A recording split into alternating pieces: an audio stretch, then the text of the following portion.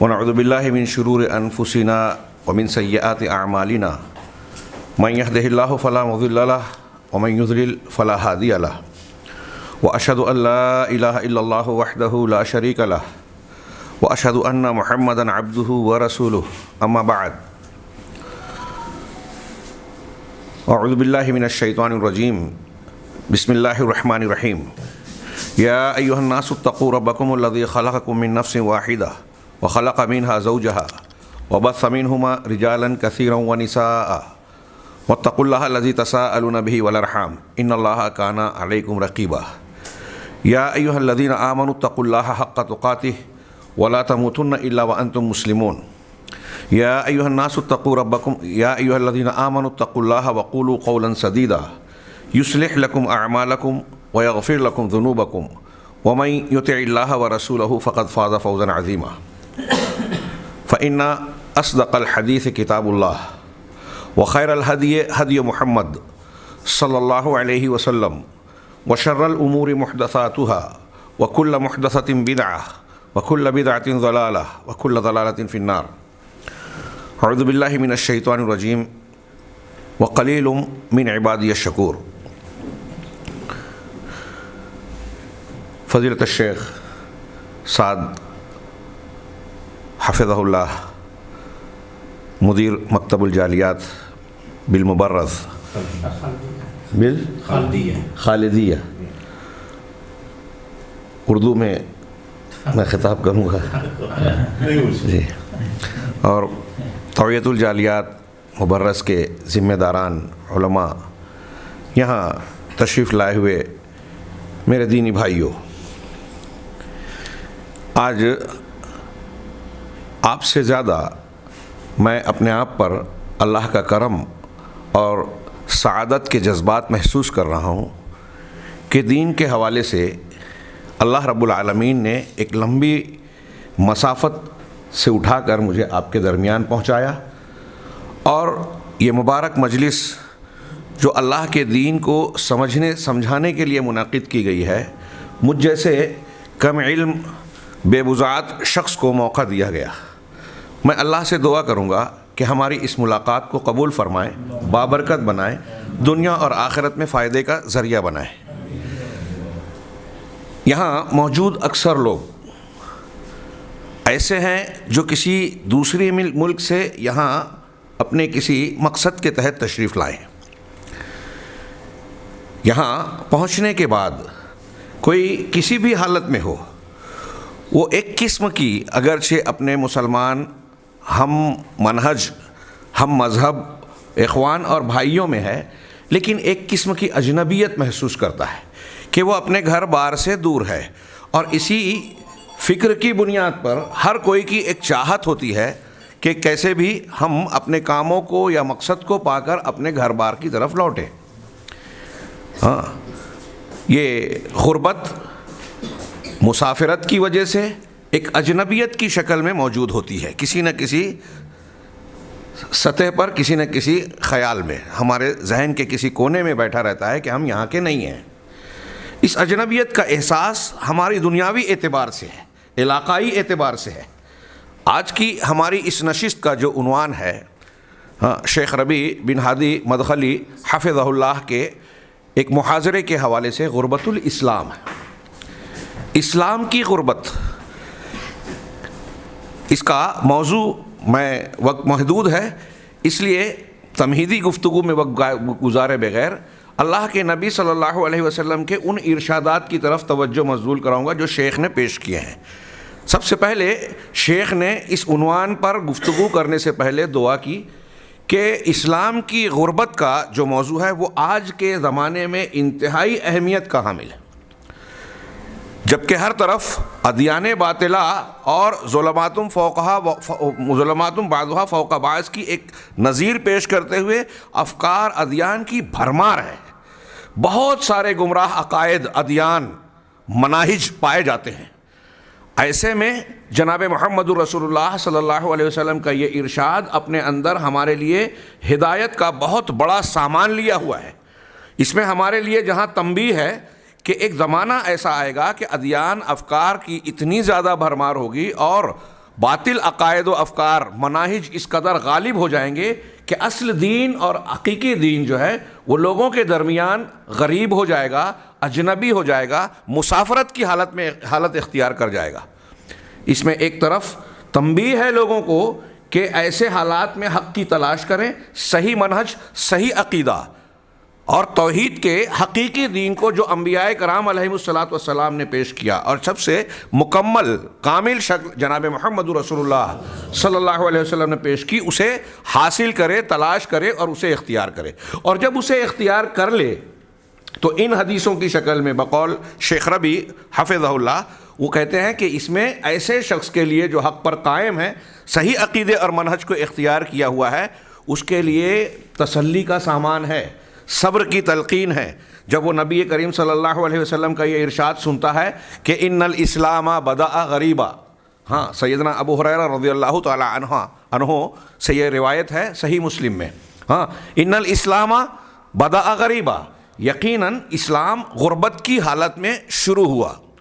ابھی آپ آگے جانیں گے اس کے مفہوم کو۔ غربت کے کئی مفہوم کیے گئے، زیادہ مشہور ایک یہ ہے کہ اجنبیت اور ایک مسافرت، ہاں تو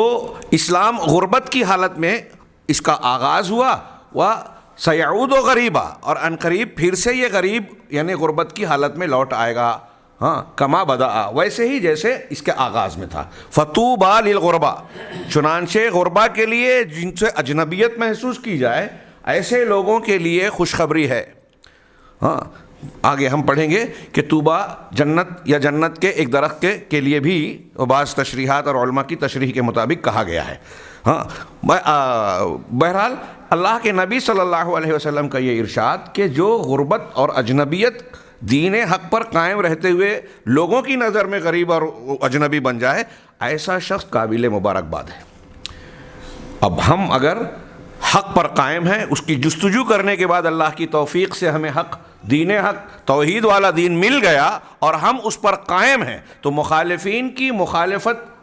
کا ہم پر کوئی اثر نہیں پڑے گا۔ جناب محمد رسول اللہ صلی اللہ علیہ وسلم کی یہ پیش گوئی اگر ہمارے سامنے ہے، شیخ نے دعا کی کہ ہم سب کو یہ دعا کرنا چاہیے کہ اللہ تبارک و تعالی ہمیں ان خوش نصیب غربا میں شامل کریں، کیونکہ غریب کہلانا جس کا تذکرہ اس حدیث میں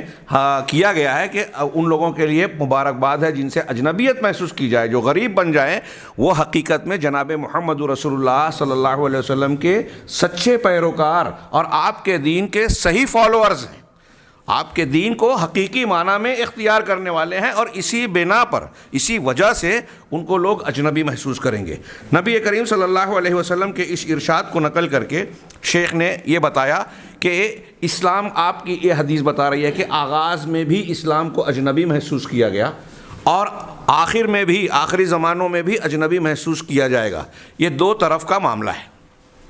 شروعات میں بھی غربت اور آخر میں بھی غربت، درمیان کا معاملہ الگ ہوگا اسلام کے عروج کا۔ ہاں آگے اس کی تشریح میں ایک ضعیف روایت بھی پیش کی کہ ہر چیز کا عروج و زوال ہے، اسلام کا بھی عروج و زوال ہوگا۔ تو نبی کریم صلی اللہ علیہ وسلم نے یہ جو طرفین کی بات کی کہ یہ غربت کی حالت میں ہوں گے، اس کی تشریح کرتے ہوئے کچھ دوسری روایات کو شیخ نے پیش کیا۔ مثال کے طور پر حضرت عبداللہ ابن مسعود رضی اللہ تعالی عنہ کی حدیث ایک دوسری روایت ہے کہ بدأ الاسلام غریبا وسيعود غریبا، سئل صلی اللہ علیہ وسلم حینما قال فطوبى للغرباء سألہ اصحابہ رضی اللہ تعالی عنہ من هم الغرباء۔ نبی کریم صلی اللہ علیہ وسلم نے جب یہ بیان کیا کہ اسلام غربت کی حالت میں آغاز ہوا اس کا اور عنقریب یہ اسی حالت کی طرف لوٹ آئے گا، تو آپ سے پوچھا گیا کہ غربا کون ہے، کن لوگوں کو کہا گیا؟ تو آپ نے فرمایا النزاع من القبائل، قبائل میں سے کھینچے ہوئے لوگ، الگ کیے ہوئے لوگ۔ ہاں یہاں مراد ہے یعنی وہ بہت کم تعداد میں ہوں گے۔ ہاں امام آجوری نے، یہاں میں شیخ کی بات میں کی وضاحت کرنے کے لیے امام آجوری نے اس موضوع پر ایک مستقل کتاب لکھی ہے، ابو بکر الآجوری۔ ہاں اس میں انہوں نے اس کے تمام طرق کو نقل کیا اور پھر اس کی تشریحات بھی کی۔ اس کی تشریح یہ کی کہ شروع میں اسلام غربت کی حالت میں جو اس کی کیفیت بیان کی گئی ہے وہ یہ کہ جب نبی کریم صلی اللہ علیہ وسلم مبعوث ہوئے، مکۃ المکرمہ میں مبعوث ہوئے، اس وقت دوسرے ادیان پائے جاتے تھے، یہودیت تھی، نصرانیت تھی، شرک تھا، مشرکین کا اپنا دین و مذہب تھا۔ اب جب آپ نے دین حق کو پیش کیا، اللہ کی توحید کو پیش کیا، تو اس وقت اس توحید کی تعلیم کو اجنبی اور غریب محسوس کیا گیا، اور اسے قبول کرنے میں لوگ بڑے بدکے ہوئے تھے۔ آپ کی دعوت کو قبول کرنے والا ایک دو قبیلے میں کوئی ایک فرد، کوئی دو فرد، بعض لوگ تشریح کرتے ہوئے یہ کہتے ہیں کہ یہ کیفیت مدینہ کی ہے، لیکن میں سمجھتا ہوں مدینہ سے زیادہ مکہ کی ہے۔ مکہ اور مدینہ دونوں زمانے میں مجموعی طور سے عالمی حالات کو سامنے رکھیں تو بات فٹ ہوتی ہے غربت کی، لیکن مکہ میں زیادہ معاملہ تھا۔ آپ کو لوگ سابی کہتے تھے، مسلمان کوئی ہو گیا تو کہتے تھے سبا، یعنی وہ بے دین ہو گیا، جبکہ دیندار ہوتا تھا۔ وہ دین، صحیح دین اختیار کرنے والے کو بے دین کہا جاتا تھا۔ تو اب قبیلے میں ایک دو فرد ہے۔ آگے شیخ نے تشریحات میں کہا کہ ایسا شخص بے حیثیت ہوتا تھا، اس کو دبایا جاتا تھا، اگر وہ کلمہ حق کا مظاہرہ کرے تو ستایا جاتا تھا، ایذا دی جاتی تھی، پریشان کیا جاتا تھا، اور کوشش کی جاتی تھی کہ یہ اپنے دین حق کو چھوڑ کر اپنے آبائی دین پر، باپ دادا کے دین پر واپس لوٹ آئے۔ تو النزاع من القبائل،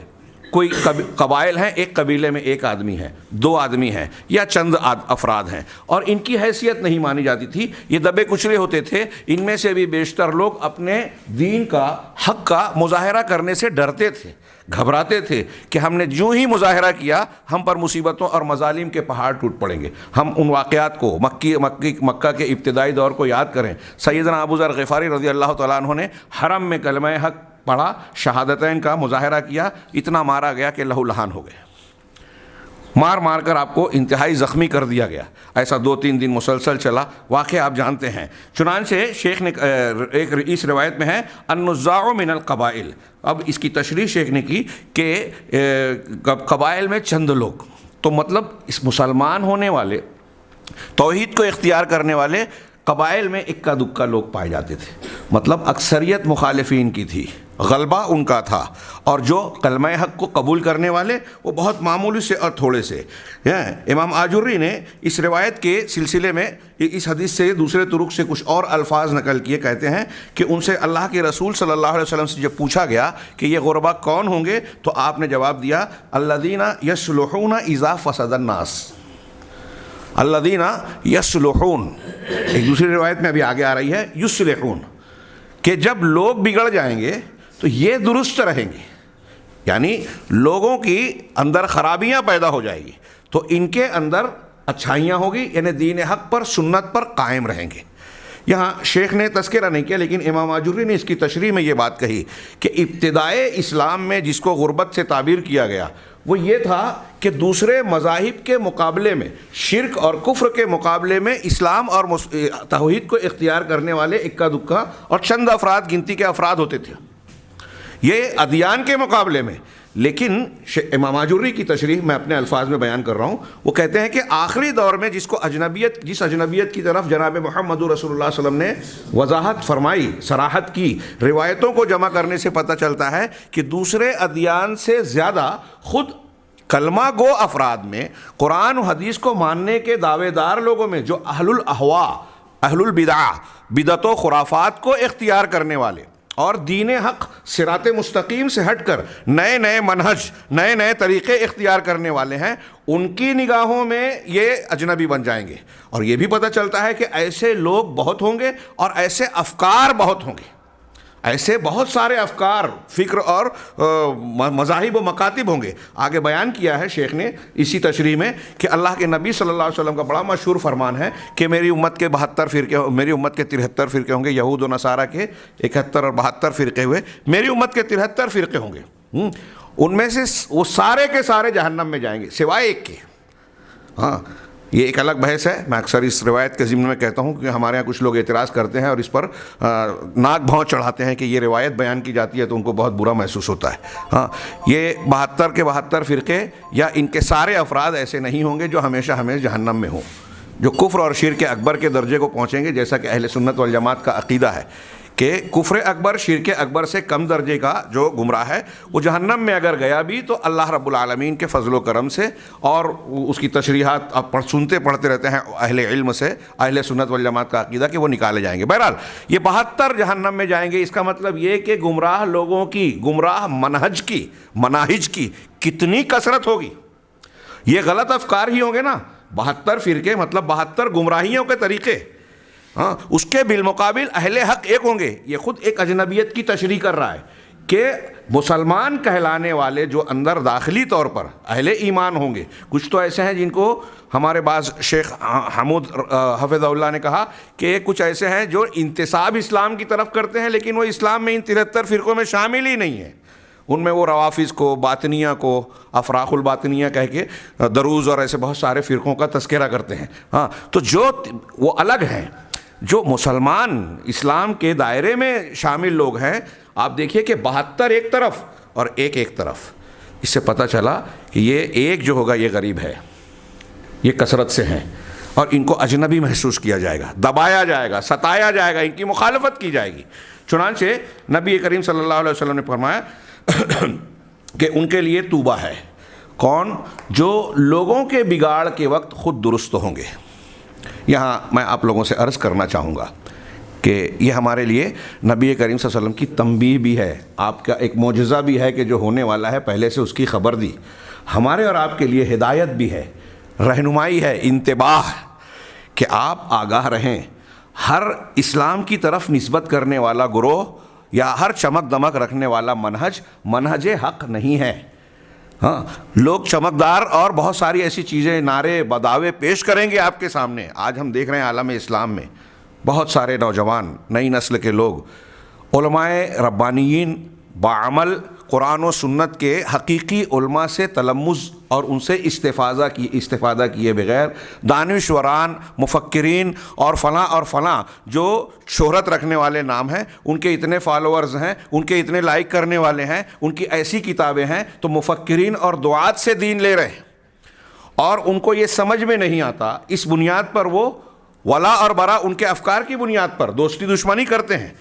اور انہیں یہ سمجھ میں نہیں آتا کہ اہل حق اور حق کیا ہے، اہل باطل اور باطل کیا ہے. نتیجہ یہ ہوتا ہے کہ اسلام پسندی کے نام پر، دینداری کے نام پر وہ دین اختیار کر رہے ہیں، قربانیاں دے رہے ہیں، کوششیں کر رہے ہیں، پیسے خرچ کرتے ہیں، کچھ لوگوں سے دین سیکھنے کی کوشش کرتے ہیں لیکن غلط منہج کی تعلیم حاصل کرتے ہیں. اس منہج کو جو صراط مستقیم سے انحراف رکھتا ہے اپنے اندر، ہاں، اور وہ باطل طریقوں یا بگڑے ہوئے منحرف مناہج کی طرف چلے جاتے ہیں. چنانچہ اللہ کے نبی صلی اللہ علیہ وسلم نے ان کے لیے توبہ کہا تو شیخ نے یہاں ضمناً یہ بھی بیان کیا کہ توبہ سے مراد کچھ لوگوں نے کہا کہ جنت ہے اور بعض لوگوں نے کہا کہ جنت میں ایک درخت ہے. اگر ہم جنت کا درخت بھی مانتے ہیں تو اس کا مطلب ان کے لیے جنت کا درخت ہے تو خود یہ بات اس کے اندر اقتضاء النص کے طور پر داخل ہوگی. جب جنت کا درخت ملے گا تو جنت میں تو داخل ہوں گے. امام ترمذی کی ایک روایت کو ایسے ہی الفاظ سے نقل کر کے جس میں کچھ ذوف ہے، شیخ نے اس نقل کیا اور پھر اس میں یہ بتایا کہ ایک نئے صفت کا اضافہ کیا غربا کی. میں بات کو کم وقت محدود ہے اس لیے اس علمی تفصیل کو، روایت کی تفصیلات کو پیش نہ کرتے ہوئے یہ صرف یہ بیان ہو کہ ترمذی کے اور مسند احمد کے حوالے سے شیخ نے 2 اوصاف غربا کے اور بیان کیے جو حدیث میں مذکور ہیں. ہاں اگرچہ ان روایتوں میں بعض میں سندی اعتبار سے کمزوری ہے لیکن واقعاتی اعتبار سے شیخ نے کہا کہ واقعات اور شواہد کو سامنے رکھیں تو یہ مانن غلط نہیں ہے.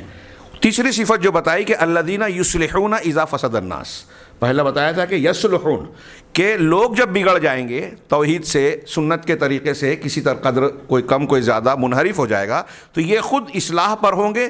توحید اور سنت کے طریقے پر ہوں گے. اور اگلی صفت بیان کی کہ صرف اتنا ہی نہیں، ایک زائد وصف اور خوبی ان کے اندر ہوگی، الذین یصلحون جو اصلاح کریں گے، دوسروں کی خرابی کا علاج کریں گے. دعوت و تبلیغ کے ساتھ علامہ ابن تیمیہ رحمہ اللہ فرماتے ہیں کہ سنت کا حکم دینا، الامر بالسنہ والنہی عن البدعہ یا الامر بالمعروف والنہی عن المنکر، کہ سنت کا حکم دینا اور بدعت سے روکنا یہ نیکی کا حکم دینے اور برائی سے روکنے میں شامل ہے. یہ میں کیوں اس پر فوکس کر رہا ہوں کہ آج ہمارے یہاں بہت ساری ایسی دعوتیں پائی جاتی ہیں جن کے یہاں شرک کا رد کرنا یا بدعات و خرافات کی مخالفت کرنا، منکرات پر نکیر کرنا یہ برا مانا جاتا ہے اور وہ دعوت حکمت اور صحیح اسلوب کے خلاف اسے سمجھتے ہیں. ہاں حکمت و اسلوب کے اپنے معنی اور مفہوم اپنی جگہ قائم ہے. ادعو الی سبیل ربک بالحکمہ آمنا بہ، یہ بالکل صحیح ہے، لیکن حکمت کا معنی سب سے بہتر حکمت قرآن ہے.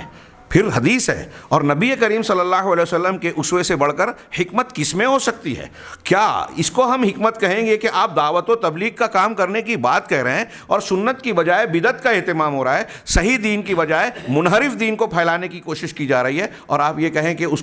کا انکار کرنا جو ہے وہ حکمت کے خلاف ہے؟ آج بڑی بڑی دعوتوں میں یہ انحراف یا یہ غلط فہمی پائی جاتی ہے۔ چنانچہ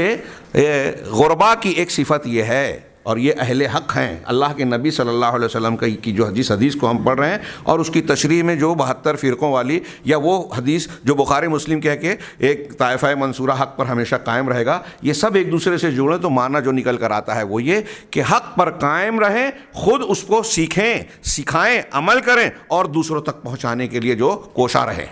کوشش کرتے رہیں۔ دوسروں تک پہنچانے کی کس چیز کی؟ توحید، جناب محمد رسول اللہ صلی اللہ علیہ وسلم کے دین حق کو، تبھی تو اجنبی محسوس کیے جائیں گے،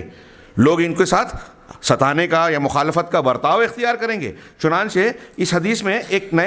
مزید وصف کا جو ذکر کیا گیا کہ خود کی اصلاح، جب لوگ بگاڑ کا شکار ہو گئے، بدعات و خرافات میں مبتلا ہو گئے، تو یہ سنت پر قائم ہے،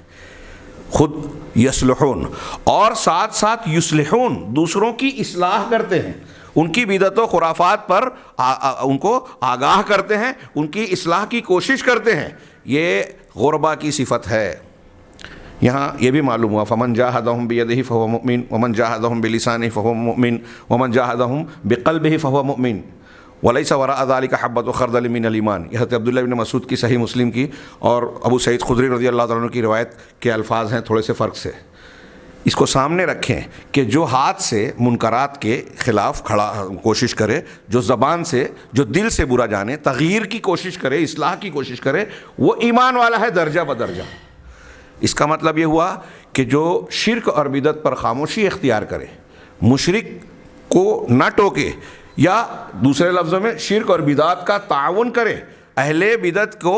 آگے بڑھائے۔ ہمارے بہت سارے لوگ جو ہیں بدعت و خرافات یا انحراف کو جاننے کے باوجود بعض مفکرین اور دعات کی تائید کرتے ہیں، ان کی تعریف کرتے ہیں، ان کو اس بات کا اندازہ بھی نہیں لگتا کہ ایسا کرنے سے عام انسانوں پر کیا اثر پڑنے والا ہے۔ جب آپ اس کی کسی خوبی پر تعریف کرتے ہو تو ایک عوام کو آپ یہ میسج دیتے ہو کہ اس کی فکر، اس کا منہج آپ کے یہاں قابل قبول ہے، آپ اس کی تعدیل کر رہے ہو، اس کو سند دے رہے ہو، اور لوگوں کے لیے یہ راستہ کھول رہے ہو کہ یہ غلط چیز آپ اس کی قبول کریں۔ ہمارے یہاں کچھ علماء کرام اور بعض دین کا کام کرنے والے اس مداہنت کا اور اس کمزوری کا شکار ہوتے ہیں۔ انہیں ان روایتوں کے معنی اور مفہوم پر غور کرنا چاہیے۔ آپ اندازہ لگا سکتے ہیں کہ اس کی کتنی ضرورت ہے۔ میرے بھائیو، ہم دنیا کے لیے کتنی کوشش کرتے ہیں، ہمیشہ کی زندگی کے لیے یہ ہم کو سیکھنا ہوگا کہ ہمیشہ کی زندگی میں ہم کو کامیابی حاصل ہو۔ تو یہ تیسرا وصف بتایا، پھر ایک وصف یہ بتایا کہ چوتھا وصف الذین، ایک روایت ہے مسند احمد کی حضرت ابن عمر سے، حضرت ابن عمر رضی اللہ تعالیٰ عنہ کی حدیث میں ہے کہ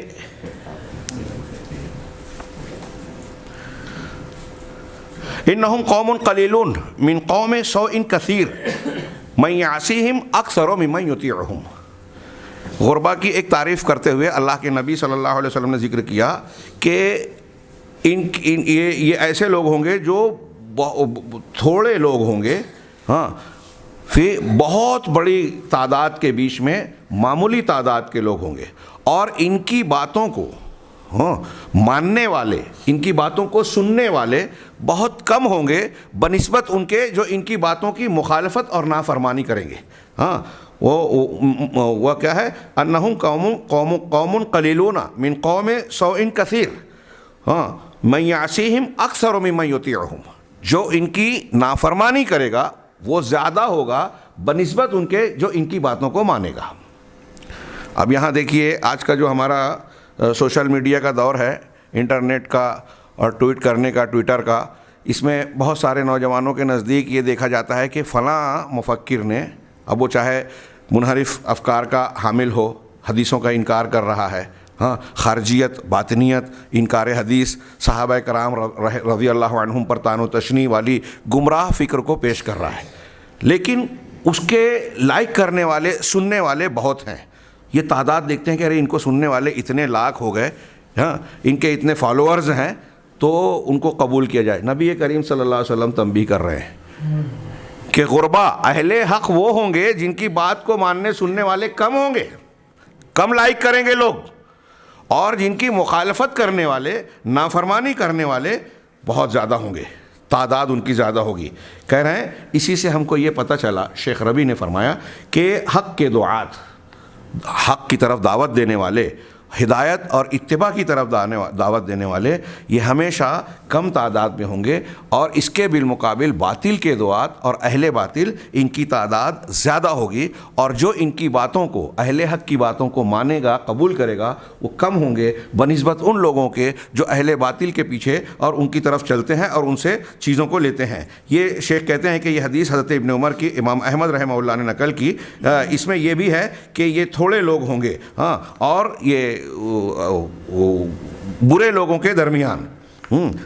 اور یہ حقیقت ہے. اس لیے کہ اسلام بھی ابتدا میں ایسے ہی لوگوں میں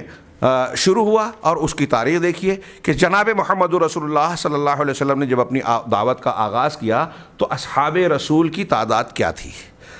اور پھر تعداد کے اعتبار کے ساتھ ساتھ اگر ہم دیکھیں تو قوم کے جو اشراف تھے, سرداران تھے, ہاں,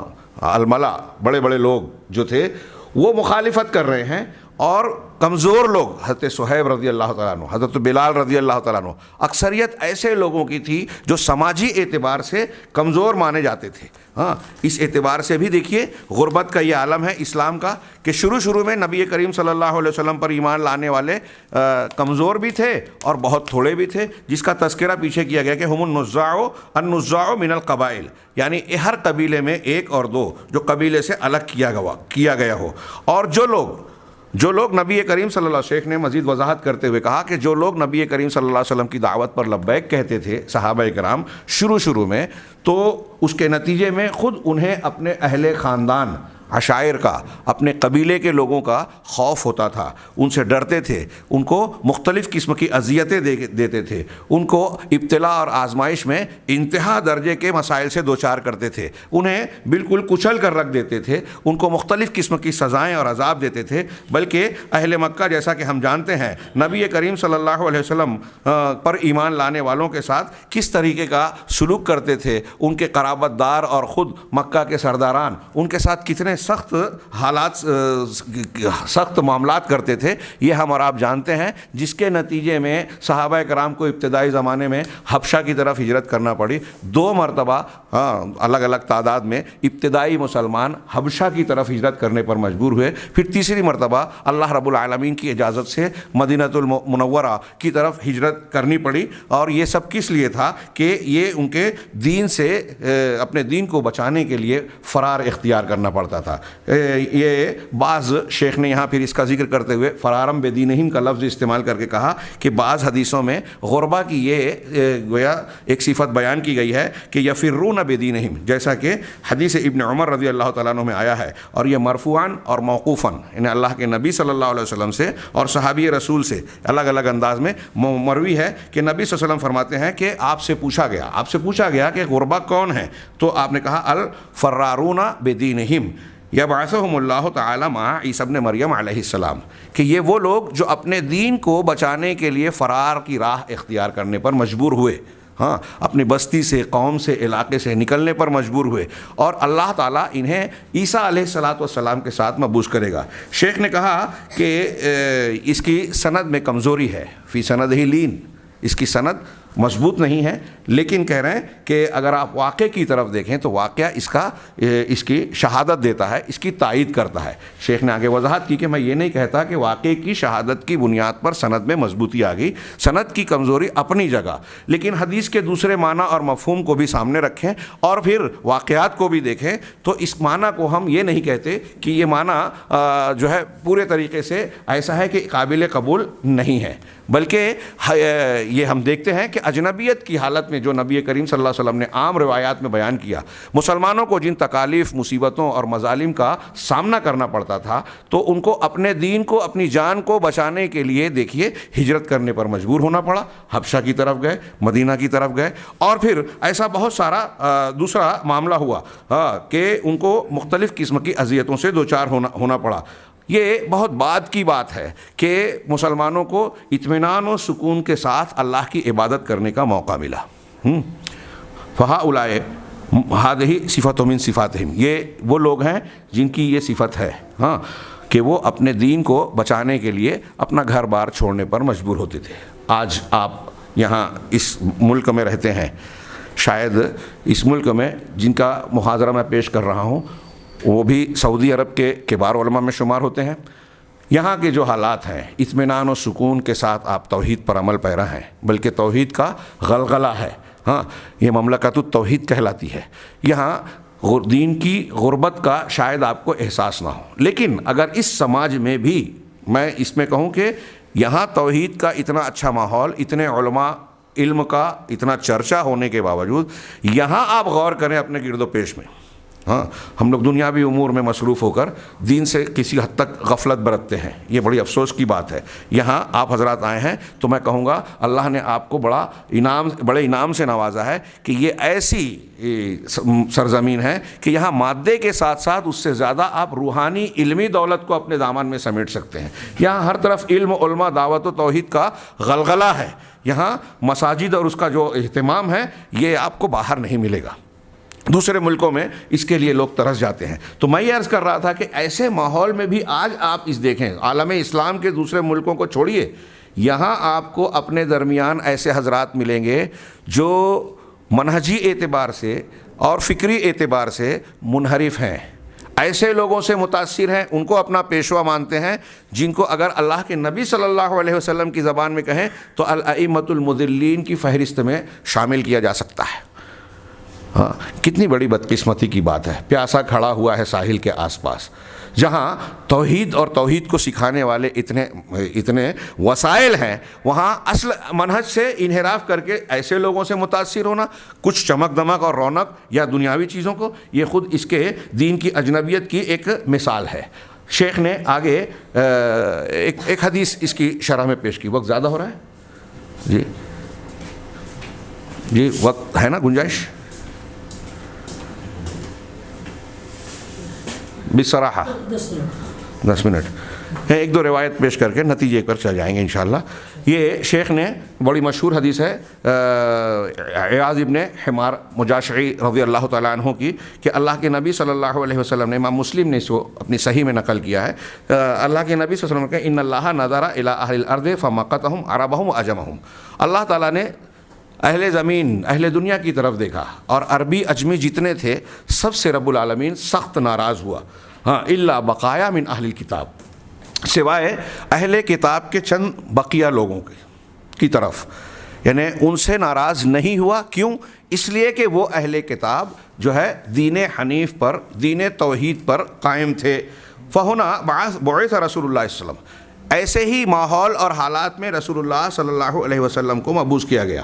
فہذا کان اول المسلمین، شیخ کی تشریح ہے یہ، چنانچہ یہ اسلام کا آغاز اور مبدأ اسلام تھا۔ چنانچہ نبی صلی اللہ علیہ وسلم کو مبعوث کیا گیا، آپ مبعوث ہوئے اور آپ نے لوگوں کو اسلام کی طرف بلایا۔ آپ کو اول امر میں کوئی ایک دو یا قبیلے کے چند افراد آپ کی دعوت کو قبول کر رہے ہیں اور وہ بھی اپنے خاندان اور قبیلے کے ڈر اور خوف کے ساتھ میں۔ چنانچہ ان میں سے اکثر ایسے رہے جن کو سخت اذیتیں، تکلیف، عذاب اور امتحان سے گزرنا پڑا۔ چنانچہ کہہ رہے ہیں کہ جس طرح اسی طریقے سے اللہ کے نبی صلی اللہ علیہ وسلم کے دین کے آغاز کا معاملہ تھا، جو اسلام میں داخل ہوتے وہ اس وقت غریب تھے، پھر اللہ تعالیٰ نے دین کو عزت بخشی، اپنے رسول کی مدد فرمائی، اپنے دین کو غلبہ عطا کیا، اور پھر مدینہ کی طرف ہجرت کرنے کے بعد اسلام کو، اہل اسلام کو قوت و تمکنت حاصل ہوئی، بدر، فتح مکہ اور پھر آگے کی فتوحات۔ چنانچہ اہل اسلام اس کے بعد کھل کر غالب ہو گئے اور ہر طرف ان کا چرچا ہو گیا، دین کا چرچا ہو گیا، اور ہر روز اس میں اضافہ ہوتا گیا، یہاں تک کہ اذا جاء نصر اللہ والفتح ورأیت الناس یدخلون فی دین اللہ افواجا کی شکل سامنے آئی۔ اور پھر اتنا ہی نہیں، جو ہے جزیرۃ العرب میں دین پوری طریقے سے غالب ہو گیا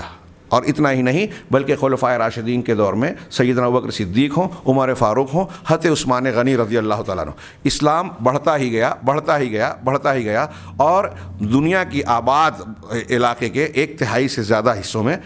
دیکھتے ہی دیکھتے جو ہے پھیل گیا، اسلام کا پھرگڑا لہرانے لگا۔ یہ دنیا کے مورخین ماہرین کے لیے بھی انتہائی حیرت ناک عجوبے کی بات ہے۔ چنانچہ اللہ تبارک و تعالیٰ نے اس کے بعد نبی کریم صلی اللہ علیہ وسلم کے آپ کے آخری دور میں حجۃ الوداع کے درمیان میں عرفہ کے دن قرآن کی آیت نازل فرمائی، الیوم اکملت لکم دینکم واتممت علیکم نعمتی ورضیت لکم الاسلام دینا، کہ دین ایسے مکمل ہوا کہ اب دین کو غلبہ اور چرچا حاصل ہو گیا، اس کو ظہور حاصل ہو گیا، چنانچہ اسلام غالب ہو گیا، اس کے متبعین کی ہر طرف کثرت اور بول بالا ہو گیا، اور پھر ایک دوسرے کی مدد کرنے لگے۔ یہاں پھر شیخ نے بات کے ادوار کا ذکر کیا جو میں نے اپنے الفاظ میں ابھی بیان کر دیا، کہ اگلے زمانوں میں مزید اس میں استحکام آتا گیا۔ پھر فتنے، اس کے بعد جب صحابہ کا تابعین کا دور گزرا تو پھر فتنوں کا ظہور شروع ہوا۔ یہ بھی نبی کریم صلی اللہ علیہ وسلم کے ارشادات اور آپ کے خبروں کے عین مطابق تھا۔ چنانچہ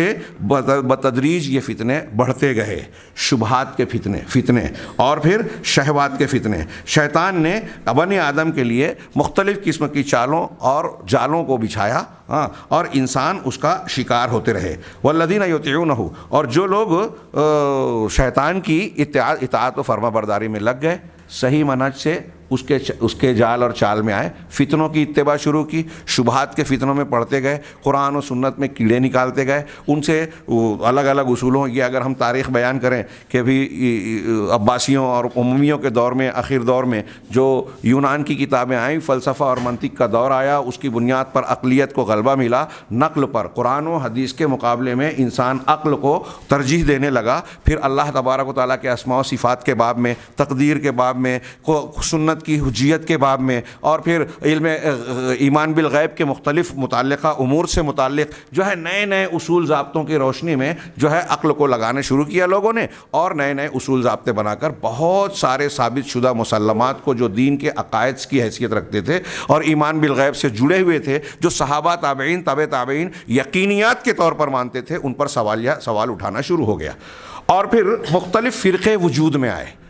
شیخ نے آگے بیان کیا ہے جس کی تفصیل کا موقع نہیں ہے، میں یہاں یہ ذکر کروں، انہوں نے کہا کہ بہت سارے یہ شبہات کے فتنے جب پیدا ہوئے، اس سے عقیدوں میں خرابیاں پیدا ہوئی۔ شبہات کے فتنے سے عقیدے بگڑتے ہیں، شہوات کے فتنے سے انسان کا اخلاق کردار بگڑتا ہے۔ شبہات اور شہوات کے فتنے، کسی میں شبہات کے فتنے ہوئے، بظاہر دین پہ بڑا اچھا عمل کر رہا ہے، فضائل پر عمل کر رہا ہے، نمازیں پڑھ رہا ہے، نوافل پر عمل کر رہا ہے۔ آج ہمارے ارد گرد میں ایسے بہت سارے لوگ نظر آئیں گے کہ عمل کرنے میں ظاہر میں وہ دیندار نظر آتے ہیں، لیکن منہج میں، فکر میں، عقیدے میں کھلا ہوا انحراف پایا جاتا ہے۔ ایک طرف وہ دینداری کا مظاہرہ کرتے ہیں، دعویٰ کرتے ہیں، اس کا نعرے لگاتے ہیں، لیکن دوسری طرف آپ دیکھیں تو ان کے یہاں توحید کا معاملہ انتہائی کمزور ہے، ولا اور برا کا دینی اصول ان کے یہاں مجروح ہے۔ اسی طریقے سے ان کے یہاں مختلف قسم کی ایمانیات اور ترجیحات کے سلسلے میں اہل سنت والجماعت کے بالکل خلاف ہے۔ وہ صحابہ کرام اپنے اصولوں اور اپنی خود ساختہ بنیادوں کے چلتے ان لوگوں کو سے دوستی کرتے ہیں، تائید کرتے ہیں جو صحابہ کرام رضوان اللہ علیہم اجمعین اور اہل حق، اہل توحید کی مخالفت کرتے ہیں، اور ان کی تائید کرتے ہیں جن کے یہاں تصوف کی گندگی ہے، جن کے یہاں وحدت الوجود اور حلول کی گندگی ہے، جن کے یہاں خارجیت ہے، باطنیت ہے۔ یہ ساری چیزیں اگر آپ غور سے دیکھیں تو آج ہمارے سماج، معاشرے اور عالم اسلام میں ہر طرف نظر آئے گی۔ اللہ کے نبی صلی اللہ علیہ وسلم نے یہ شیخ نے نبی کریم صلی اللہ علیہ وسلم کی ان حدیث کے حوالے سے شبہات اور اہوا کے فتنوں کا تذکرہ کرتے ہوئے ایک اور عزیز کا ذکر کیا کہ اللہ کے نبی صلی اللہ علیہ وسلم نے یہ بھی ہمیں اور آپ کو تنبیہ کر دی تھی، یہ پیشین گوئی فرما دی تھی کہ انہ من یعش منکم بعدی فسیری اختلافا کثیرا، میرے بعد جو جیے گا وہ بہت سارے اختلاف پائے گا۔ دیکھے گا کہ بہت سارے جھگڑے لڑائیاں ہو رہی ہیں، اختلافات ہو رہے ہیں دین اور منہج کے سلسلے میں۔ تو اب آپ نے کیا تلقین فرمائی؟ آپ نے یہ نہیں کہا کہ فلاں مفکر، فلاں امام، فلاں منہج کو پکڑ لینا، واضح الفاظ ہیں۔ میں سمجھتا ہوں کہ اس حدیث کو سندی جو بھی حیثیت ہو، اکثر مختلف مسلمانوں کے فرقے اس حدیث کو مانتے ہیں۔ تو کہا فعلیکم بسنتی وسنت الخلفاء الراشدین المہدیین من بعدی، بالکل کلیئر، میری سنت اور میرے بعد خلفائے راشدین کی سنت۔ ہاں شیخ نے یہ بالکل فرمایا کہ یہ اختلاف جو ہے کس بنیاد پر پیدا ہوا، اللہ کے نبی صلی اللہ علیہ وسلم نے فرمایا کہ اختلاف پیدا ہوگا کس بنیاد پر، شیخ نے اس کی طرف تنبیہ کی کہ یہ اختلاف جو داخل ہوا فہذہ البدع، یہ بدعات کی بنیاد پر، آپ نے جو کہا کہ اختلاف ہوگا میں دیکھے گا، وہ بدعت و خرافات کی بنیاد پر اختلاف ہوگا۔ فَسَيَرَى اخْتِلَافًا كَثِيرًا، یہ بدعتیں ہیں اور یہ شبہات ہیں، خانہ یہ شبہات کا باب اور دروازہ ہے جس کی وجہ سے بہت سے لوگ اس اختلاف میں داخل ہو گئے اور صراط مستقیم نبی صلی اللہ علیہ وسلم کے راستے سے ہٹ گئے۔ چنانچہ انہوں نے ابلیس کی اطاعت کی، شیطان نے مختلف قسم کے شبہات پیدا کیے، بہکانے کے لیے جال بچھایا، تو انہوں نے ابلیس کی پیروی کی، چنانچہ شر اور بلا میں داخل ہو گئے، فتنوں کے باب میں پڑ گئے، شبہات کے فتنوں میں، اور کسی نے دوسرے باب میں شیطان کی اطاعت کی، یعنی وہ ہے شہوات کا فتنہ، اور وہ بھی اس جو ہے انحراف میں داخل ہو گیا اور اس نے اللہ کے اوامر اور رسول کے اوامر کی مخالفت کی، چنانچہ وہ اسی میں غرقاب ہو گیا۔ ان میں سے کچھ ایسے بھی ہیں جنہوں نے شبہات کے فتنے اور شہوات کے فتنے دونوں کو اکٹھا کیا، یہ دونوں فتنوں میں زیادہ برے ہیں۔ ہاں کہہ رہے ہیں جو شخص شبہات کے فتنے میں پڑا وہ عقائد، احوا اور فرقوں میں بڑھ گیا، جس پر کہ نبی صلی اللہ علیہ وسلم اور آپ کے صحابہ تھے اس سے ہٹ گیا، جبکہ آپ نے یہ بھی ارشاد فرمایا کہ میری امت کے 72-73 فرقے ہوں گے، سب جہنم میں جائیں گے۔ پوچھا گیا کہ نجات کون پائے گا، جہنم میں جانے سے محفوظ کون رہے گا، تو آپ نے واضح انداز میں فرمایا ما انا علیہ و اصحابی، جس پر میں ہوں اور میرے صحابہ۔ اس حدیث کو اس حدیث سے جوڑیے، ہاں علیکم بسنتی و سنت الخلفاء الراشدین، آپ نے وہ کہا، اور یہاں فرمایا کہ نجات پانے والا یعنی حق پر رہنے والا گروہ کون سا ہوگا، ہاں ما انا علیہ و اصحابی۔ اب ان دونوں حدیثوں کو جوڑ دیجئے کہ ایک زمانہ آئے گا کہ لوگ جو ہے غربت کی حالت میں اہل اسلام ہو جائیں گے اور ان کے لیے خوشخبری ہے، تینوں کو ملا کے دیکھیے تو اس کا مطلب یہ کہ اللہ کے نبی صلی اللہ علیہ وسلم اور صحابہ کے طریقے اور منہج پر چلنے والے لوگ کم ہو جائیں گے، لوگ بگاڑ کا شکار ہوں گے، عقیدے میں شبہات اور شہوات کے فتنوں میں پڑ جائیں گے اور یہ سنت پر قائم رہیں گے۔ چنانچہ اللہ کے نبی صلی اللہ علیہ وسلم کی اس تیسری حدیث کا بھی شیخ نے تذکرہ کیا، اور پھر اس کے بعد اس کی تشریح میں یہی کہا کہ بالکل یہ صاف ہو جاتا ہے کہ انسان یہ فتنوں کے زمانے میں جو غربا ہیں وہ کامیاب ہونے والے ہیں، جو کم تعداد میں ہوں گے، بگاڑ کے شکار زیادہ تعداد میں ہوں گے، یہ وہی تھوڑے سے لوگ ہوں گے جو جناب محمد رسول اللہ صلی اللہ علیہ وسلم کی اتباع کرنے والے ہوں گے، اور یہ اتباع کرنے والے جو ہے صحیح عقیدے کو اختیار کرنے والے ہوں گے۔ شیخ نے اپنے آگے کے شیخ میں اس حدیث کا بھی ذکر کیا کہ میری امت میں جو مسلم شریف اور بخاری میں تھوڑے تھوڑے الفاظ کے فرق سے متعدد صحابہ کرام سے، حضرت ثوبان سے، حضرت امیر معاویہ سے رضی اللہ عنہما وغیرہم، ان لوگوں سے مروی ہے کہ لا تزال طائفۃ من امتی ظاہرین علی الحق، کہ میری امت کا ایک طبقہ، ایک گروہ ہمیشہ حق پر غالب اور قائم رہے گا، لا یضرہم من خذلہم ولا من خالفہم، ہاں کہ ان کی مدد کو چھوڑنے والا اور ان کی مخالفت کرنے والا یہ ان کو نقصان نہیں پہنچا سکیں گے۔ شیخ نے اس پر جو لمبی بحث کی ہے، میں اس کا مختصر سا خلاصہ یہ بیان کروں کہ حدیث پر آپ غور کیجئے کہ دو لوگوں کا، اہل حق کی مخالفت کرنے والوں کی دو قسم کا ذکر کیا نبی پاک صلی اللہ علیہ وسلم نے۔ پہلا یہ کہ لا یضرہم من خذلہم ولا من خالفہم، کہ جو ان کی مدد کو چھوڑے وہ اور جو ان کی مخالفت کرے، دونوں ان کو نقصان نہیں پہنچا پائیں گے۔ یہاں شیخ نے قرآن کی ایک آیت سے یہ استدلال بھی کیا کہ اللہ تبارک و تعالیٰ نے یہ کہا نا بعض کفار کے کہ لا یضرکم الا اذی، کہ یہ تم کو کچھ تکلیف کے علاوہ کچھ نقصان نہیں پہنچا سکیں گے۔ تکلیف ہوگی، مخالفین اہل حق کو تکلیف میں مبتلا کر سکتے ہیں، لیکن شیخ نے اس کی وضاحت کی کہ جو مدد چھوڑے گا وہ نقصان نہیں پہنچائے گا۔ یہ تو سمجھ میں آتی ہے کہ آپ کی مدد، ہم حق پر قائم ہیں، کچھ ایسے لوگ ہیں وہ بظاہر دیندار ہیں لیکن ہمارا ساتھ نہیں دیتے، مدد نہیں کرتے، دفاع نہیں کرتے۔ آج دیکھیے کتنے ایسے لوگ ہیں دیندار بنتے ہیں لیکن سوچتے ہیں کہ کون اس جھنجھٹ میں پڑے، اہل حق کی تائید کرے، ہاں اہل حق اپنی بات پیش کر رہے ہیں، لوگ ان کی مخالفت کر رہے ہیں، یہ جانتے ہیں لیکن خاموش ہیں، تو یہ ان لوگوں میں داخل ہے۔ شیخ ربی نے ایک بات بہت اہم بیان کی، میرے نزدیک میں اس کو اہمیت کی حامل سمجھتا ہوں۔ ہمارے یہاں ہندوستان میں جیسے جماعت اہل حدیث اور اہل حق کے اہل سنت یا سلفی لوگ کہلاتے ہیں، شیخ نے کہا کہ ایک ہی منہج، صحیح منہج کو ماننے والے لوگوں میں بھی ایسا ممکن ہے کہ کچھ ایسے ہوں گے جو دین کا کام کر رہے ہیں، خود درست ہے اور دوسروں کی اصلاح کی کوشش کر رہے ہیں، اور دوسرے اہل حق جو ہے ان کا ساتھ نہیں دے رہے ہیں، بلکہ ان کی مخالفت کرتے ہیں کبھی کبھی، ہاں خاموشی اختیار کرتے ہیں۔ آج ہم دیکھتے ہیں بعض اہل الحدیث سلفی ان کا منہج درست ہے، لیکن کچھ معاملات میں وہ اپنے اہل منہج علماء کرام یا دعات کی ویسی تائید اور توثیق نہیں کرتے جو ان پر حق ہے۔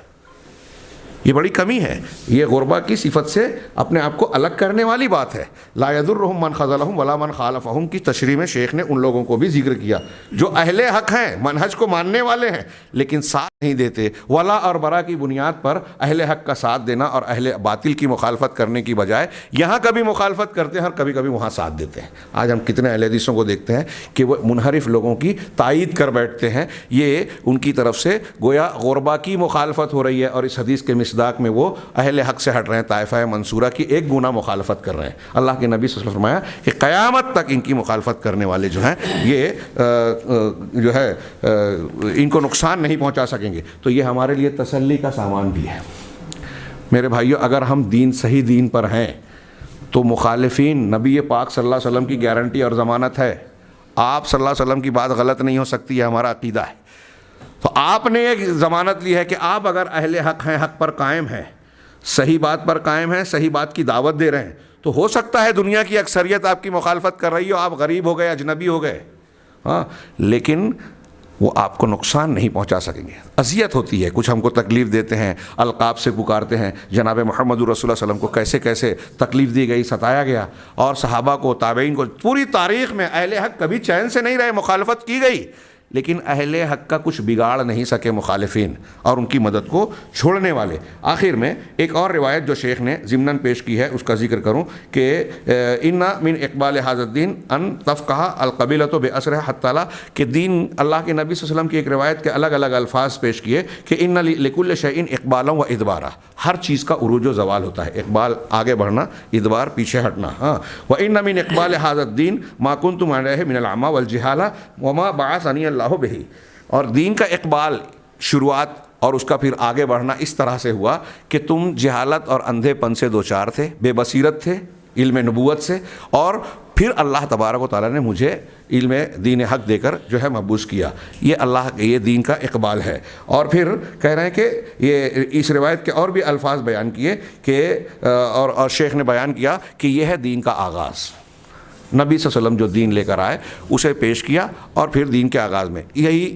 اس کی ابتدائی غربت ہے۔ آخر میں یہ دین کے آخر میں جب اس کو غلبہ حاصل ہو گیا، سب کچھ ہو گیا، لیکن اس کے بعد اتنے فتنے، اتنے انحراف، اتنے مناہج، اتنے دین، دوسروں سے تعصر، قرآن و سنت سے لوگوں کا دور ہونا، دین حق اور توحید سے دور ہونا اس قدر بڑھ گیا کہ پھر آج ہم وہی شکل دیکھ رہے ہیں جو نبی کریم صلی اللہ علیہ وسلم نے بیان کی، کہ پھر سے ہم اس زوال کا دور دیکھ رہے ہیں کہ جیسے شروع میں اسلام اجنبی تھا، آج کے دور میں مسلمان جو ہے اور صحیح دین جو ہے وہ اجنبیت کا شکار ہے۔ مختلف قسم کے مناہج، اپنے